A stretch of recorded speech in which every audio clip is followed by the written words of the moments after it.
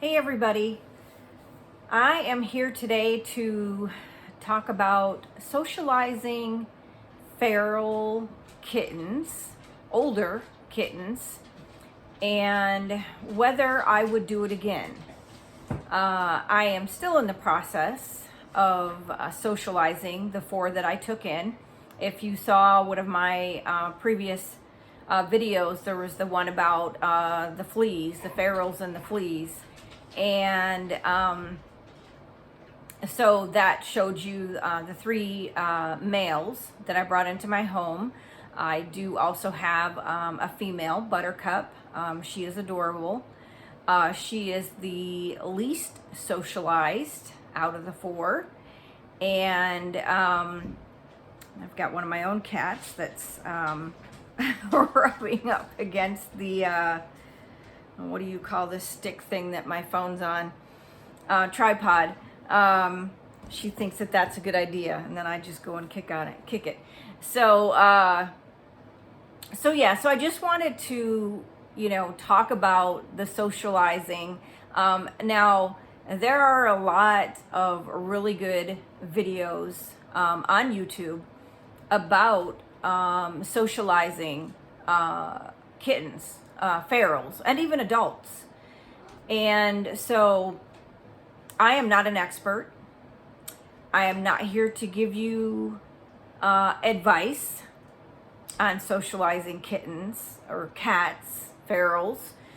I am here to let you know what I did wrong, what I should have done differently to probably speed the process, probably by quite a lot. She's, baby, please stop. Sorry. It's what happens when you have cats and dogs, and I have a dog staring at me. So hopefully I can get through this video. So like I said in my other video, if you watched it, these kittens, the 4 kittens that I brought in, I was helping a neighbor. She had just started becoming a friend through cats, and I started helping her trap the remaining cats in her yard that needed to be spayed or neutered. And 4 of them happened to be these kittens. And so I didn't realize how old they were. So I'm not one to give advice on how old kittens are. But I thought they were only a couple of months old. But they definitely weren't. They were 2 sets of a set of brothers, Pippi and Tippy, and they were probably 5 months old. And then there was the brother sister, which is Peanut and Buttercup. They were probably 4 months old. I didn't realize that. But anyway, I had let my neighbor know that, hey, I don't see any point in, getting them fixed and them just releasing them back, outside. I was like, well, let me, try to, socialize them. And the word try really wasn't the word. It was like, I can socialize them. Never doing it, at all in my life before, and never even reading up on it. The clinic where I take the cats that I trap, that clinic, even the director, they're like, if they're over a certain age, and they would even say 8 weeks or older, you're not going to be able to socialize them. You can't socialize them. I didn't believe that. I still don't believe that, because it's not true. Does it take work? Yes, it does. But I've also seen, I follow a couple, or at least one woman, or 2 actually. I follow 2 women on Facebook. I believe one is in Canada and one is in New Jersey. And both of them are extremely dedicated to what they do. And you have to be dedicated, to what you do. If you are in, rescue, fostering, This is Baby. If you're in rescue or, fostering, whether, you're an actual rescue 5013C, or, I consider myself, kind of a rescue foster, but I certainly, I'm not a nonprofit. I'm not an official business. Everything is paid for out of my pocket. I pay for everything except the spay and neuter.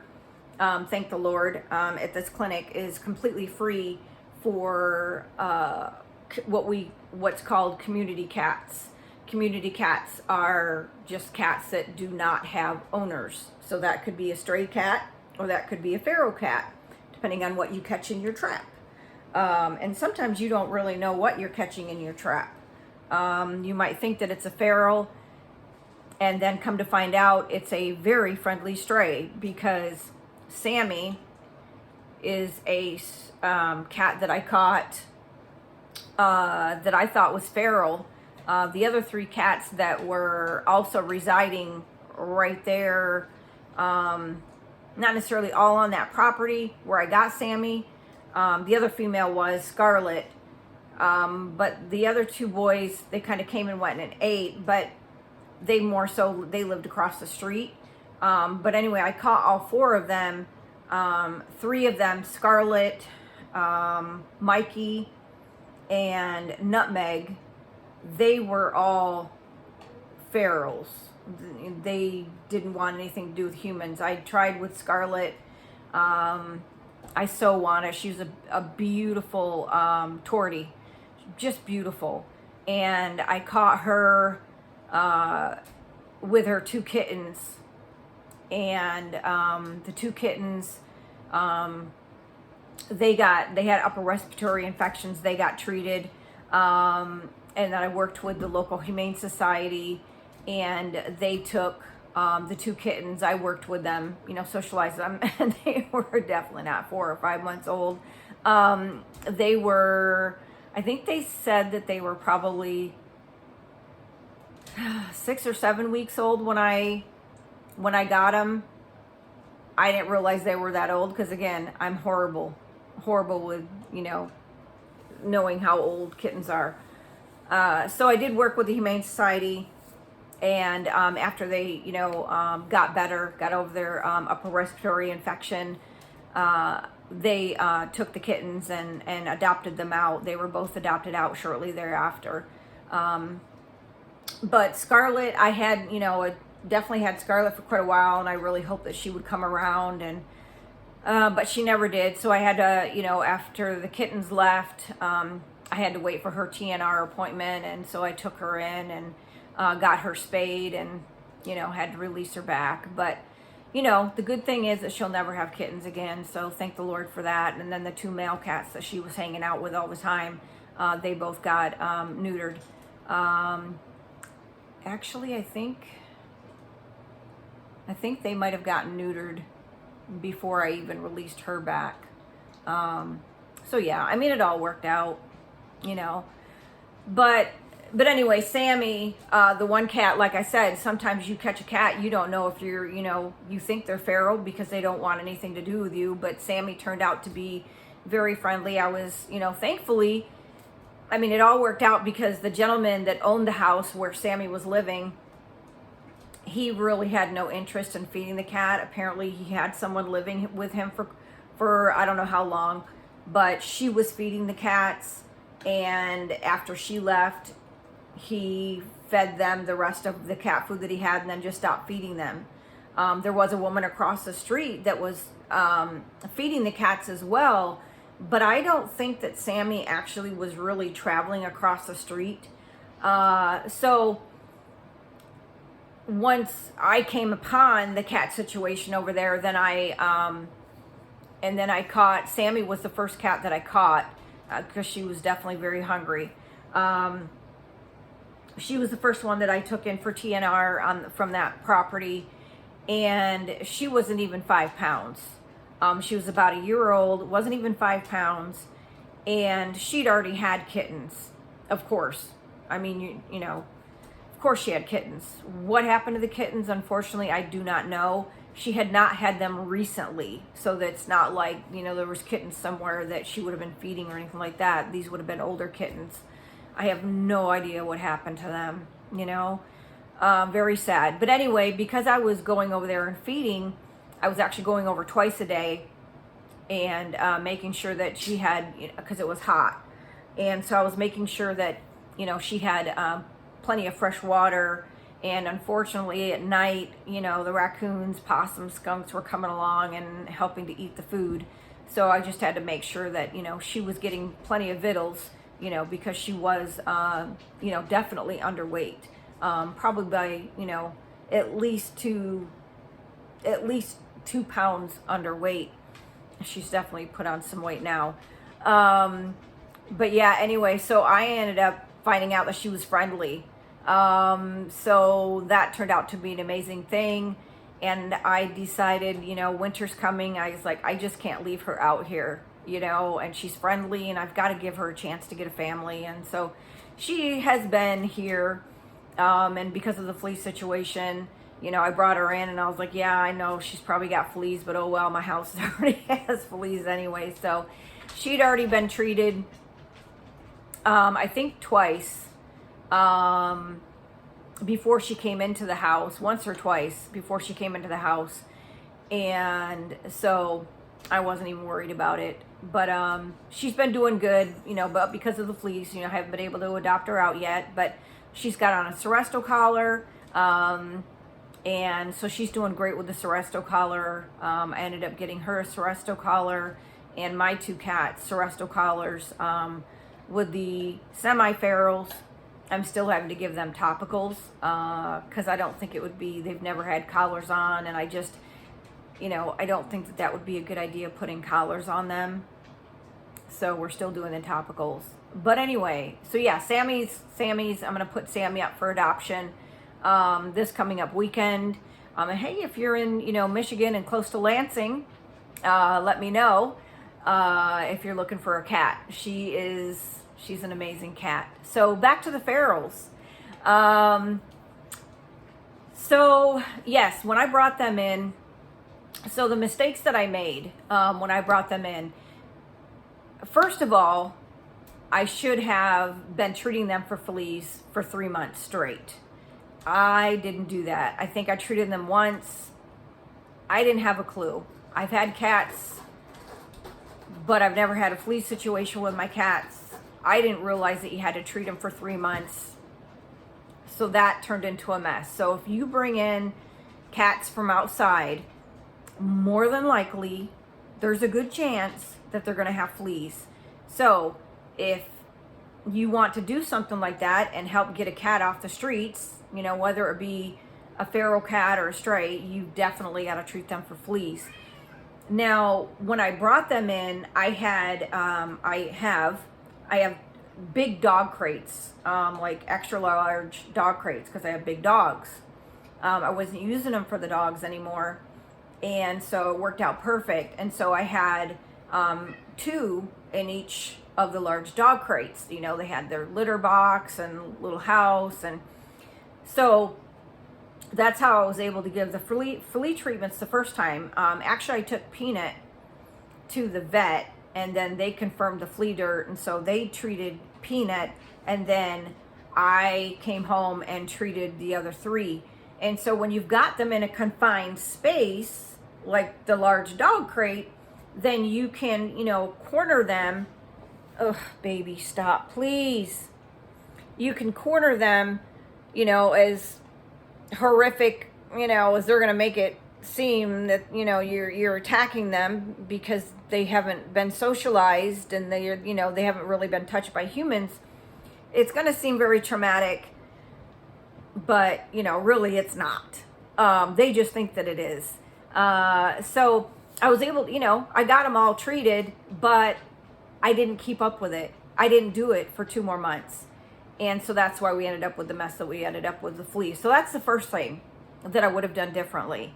The second thing I would have done differently is I did not keep them in the large dog crates long enough. definitely not long enough. So when you have them in a confined space, you can interact with them better. And they do feed off of each other's energy too. So if you're able to separate them, I mean, I'm definitely not saying, hey, bring in 4 ferals, because the more that you have, they're feeding off of each other's energy. And so they need to be separated if that's possible, or just don't bring in 4. But if it turns out you got to bring in 4 like me, you know, you do what you can. But, you know, definitely watch the videos that are out there. There are websites also.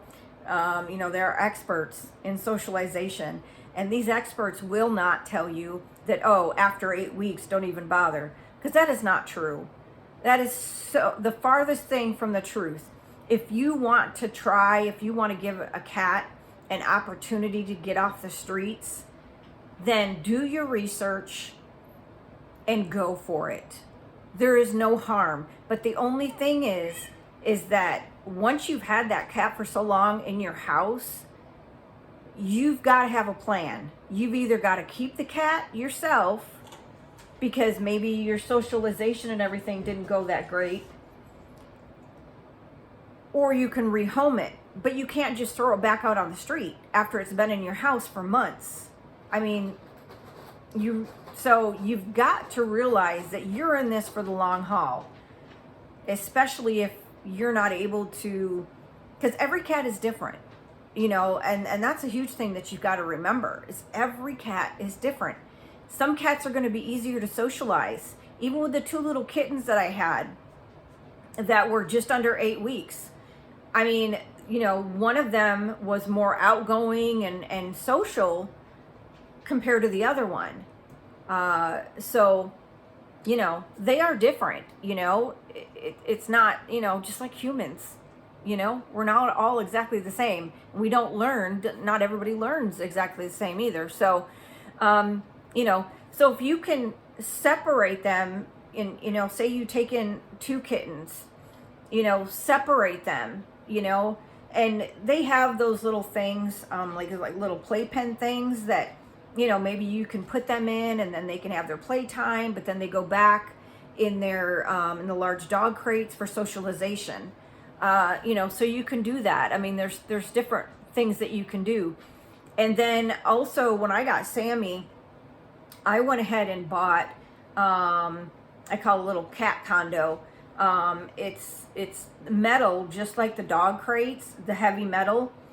But it had, you know, to where you could put, like 3 tiers. So you had like the bottom of it, and, you know, that was where the litter was and the food. And then there was, you know, you could do three levels where the cat could jump up. I only did 2, but, you know, that's an excellent thing to do too with the bigger cats, you know, not the little kittens, of course, because they're not going to be able to jump like that. But for the older kittens or even adult cats, you know, whether it's a stray cat that you're working with or a feral, those are great to have. And this one had a door at the bottom and then a door at the top. And so that one worked out awesome. There are some really flimsy ones out there. I don't recommend them. And I would definitely not get, because I borrowed one of these when I had Scarlet, the one where the litter box is actually comes with it. And so you slide in the litter box, and then unfortunately that was a major hiding spot for Scarlet. Now I get it, she was afraid, you know, and she never did, you know, really come around. I could pet her, she, you know, never scratched me, never bit me, she would hiss sometimes. But if you're trying to socialize a cat, then you don't want them hiding. And she hid in that litter box because it was pretty well enclosed. Or just, you know, she could go in and there was no trying, you know, to, you know, pet her in there or anything. So I would not recommend the ones that come with litter boxes. Definitely not. Just have an open litter box. And depending on the size of the cat, you know, varies on, you know, the size of the litter box that you need. Keep in mind, and I've never had an issue with strays or ferals, even ones that I've only caught for TNR, I have never had an issue with a cat not using a litter box. Not once. You know, they're pretty smart. They're quick. If they're not using a litter box, there's something going on. But yeah, do not buy those flimsy ones. Buy the heavy duty ones that are, you know, made out of the same metal as a large dog crate. And it's on wheels too. So that worked out awesome for Sammy, because I could wheel her. You know, she stayed in my bedroom for a while, just to get acclimated to the sounds and stuff first of the house. And then, you know, once we got through that, then I was able to bring her out into the living room, you know, so that then she could be around, you know, everything, and see everything. So that worked out great for Sammy, introducing, you know, Sammy to my cats, you know, because you need to do the gradual, you know, introduction and all that good stuff. Now, the Pharaohs that I have, though, they have their own bedroom. I've only got a 2-bedroom house, very small. But they are in my spare bedroom, which I would like to have back one day. Who knows? Because we are going on... it'll be... Well, I mean, September's quite a ways away off. But September will be 2 years that I've had these Pharaohs. So as you can see, like I said, didn't do things the right way, because I let them out of the dog crates and they had full reign of the bedroom. So yeah, socialization, you know, it really needs to take place in smaller confined spaces. And, you know, they did great with the dangly toys and everything, but as far as touch, you know, it just didn't go that great. I thought Peanut was going to graduate first. I thought he was going to get that gold star, you know, and he was going to graduate and be ready for adoption first. Well, he never progressed beyond that point that you know, to where I thought that was going to happen. You know, he was the first one I was able to pet. And now I can't pet him that much. He's progressed a little bit just recently. So if I'm petting Tippy, he will come around Tippy and get close to Tippy and rub up against Tippy. And then I can reach out and pet Peanut, and he'll let me pet him if he's right there by Tippy. I guess, you know, Tippy's giving him courage. But actually Pippi was the first one that really allowed me to, you know, pet on him. And he would, you know, if I was sitting on the floor, I would use the one thing that definitely is an excellent tool. But I've read some people say, do not put it on your finger. And I found out from Scarlett why they say, do not put it on your finger. Scarlett bit my finger. She didn't know any better, but I gave her the lickable treat, because that's what I was doing, you know, with the Pharaohs. I was giving that to them, and that's an excellent thing to do to socialize them. And I was putting it on my finger, and they would lick it. You know, they never bit me. They would lick it off my finger. And but just a quick side note about Scarlett. Yes, she bit my finger. She didn't realize she was supposed to lick the food off. She's not used to doing that. She's used to, you know, chomping down on food in a bowl. And she literally drew blood. And so yeah, that was, didn't do that again. From there, we used a spatula for Scarlett when she had her lickables.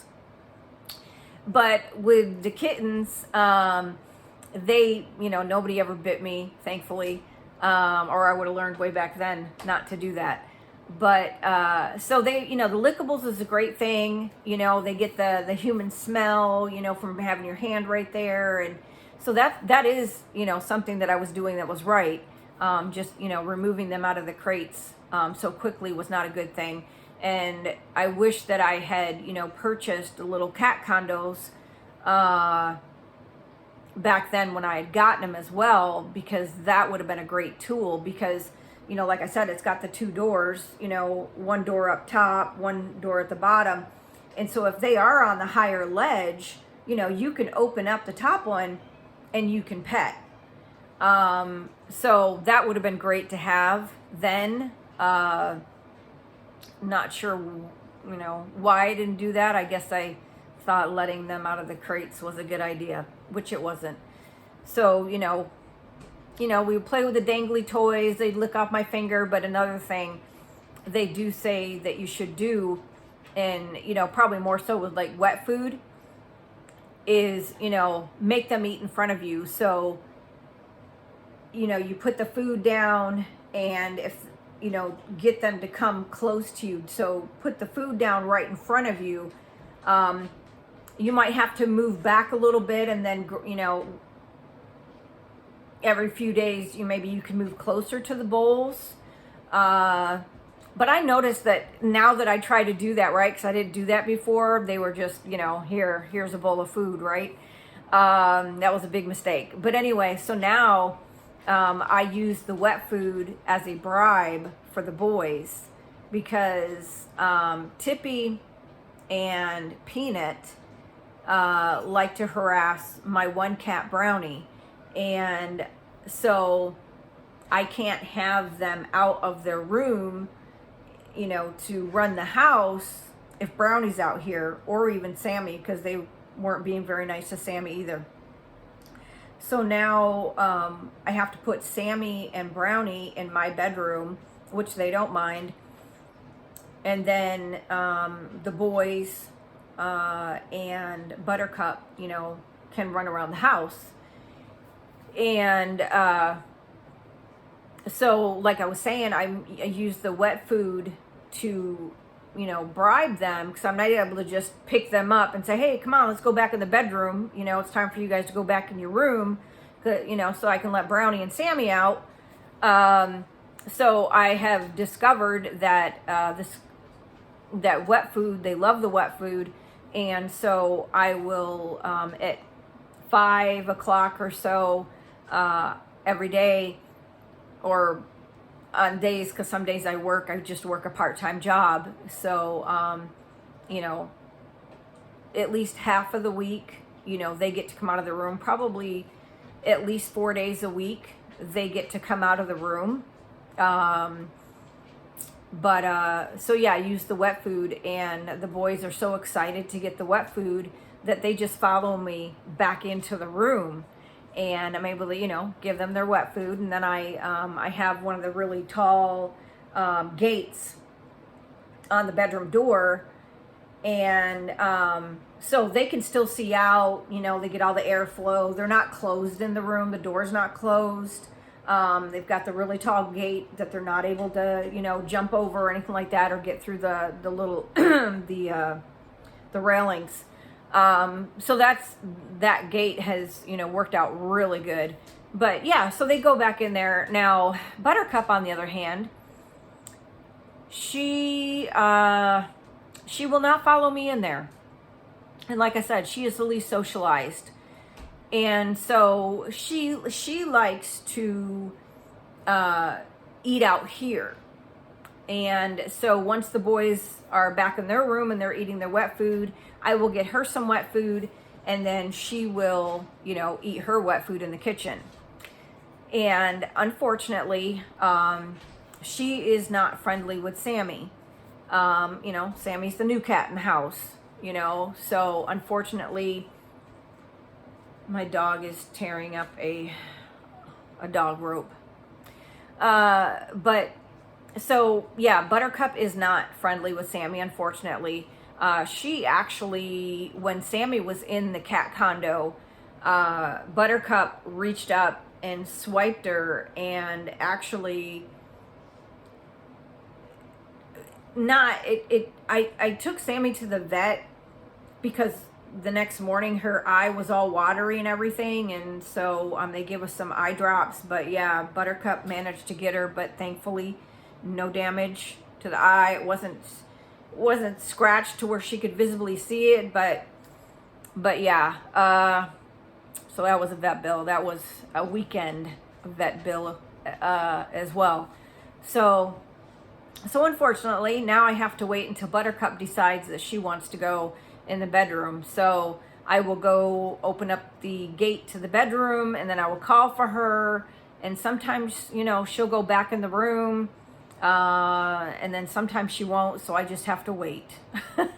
You know, it's like when Buttercup feels like going back into her room, because, you know, unfortunately she'll go after Sammy. So it's just not worth it. You know, Sammy doesn't need the stress. You know, and of course it's stressing out Buttercup too. So, you know, I don't need the cats getting stressed out. So, I want them to be happy, you know, here. But, so definitely going to be getting Sammy adopted out soon, or hopefully, because there's so many cats out there that need homes. It's crazy. And then Pippi, I can pick Pippi up. Not for long, but, you know, and I can, you know, and pet him and everything, and they still have their feral tendencies to where, you know, I don't know, you just, you know, they don't want you to move in their direction, and so they'll take off, and it's like, it just makes no sense, you know, but it's just their feral tendencies. And, Tippy, I can pet him. Haven't really picked him up too much. He's funny. He's smart because he makes me stretch to pet him. So, you know, I'll be standing up trying to pet him, and he likes to be pet on the head. Whereas Pippi does not like to be pet on the head. He's more of a touch my body. You can rub all over my body, but just don't touch my head. Tippy, he loves to be pet on the head, and on his body, but he will stay a certain distance away because it's like he knows what I'm thinking, because I'm thinking, yeah, okay, let me get him comfortable and then I'm going to pick him up. And that's what I'm thinking. But he's like, nah, I'm going to keep my distance. So she's got to stretch to pet me, so there's absolutely no way she can pick me up. So he's pretty smart. You know, the only time that I ever get to pet Buttercup is when I'm giving her a flea treatment. And I take advantage of that, you know. And she's getting better with, you know, not being so afraid. You know, but we've been doing flea treatments since, September? So, you know, I was going to do a video of me, you know, kind of cornering them and, you know, so I could give them their flea treatments, but, you know, and maybe I'll do that. I just did a flea treatment, and we're going to do, you know, another one in a month. But yeah, would I do it all over again? You know, oh, my dogs are acting crazy. Sorry. Daisy, Lily, hey, I'm doing a video, guys. But yeah, I mean, I think it would depend on the situation. Definitely kittens, younger kittens, if they're, you know, ferals, I would certainly take in, you know, because I've definitely learned from my mistakes. So, you know, it would just depend on the situation.